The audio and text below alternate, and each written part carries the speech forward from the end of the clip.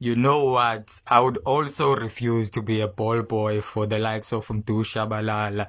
If I had this kind of talent, this boy knew who he was. Watch how he attacks the space here. I love what he did, and then this touch. Simple yet effective. Hey, look at the reaction of this guy. He knew he was done for. I wouldn't be surprised if he pulled a muscle or something.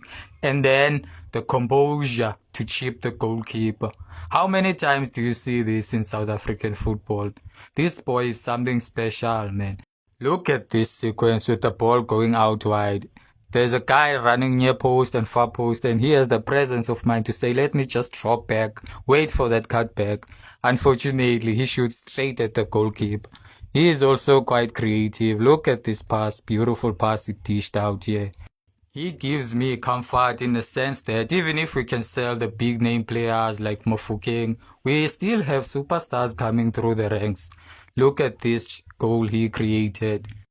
If you remember, Team Sukazi once said there's a team who has been looking at his data overseas, which is comparable to that of Uvini, and people were laughing at this. But the numbers are speaking for themselves because he has the most goal contributions in the league currently.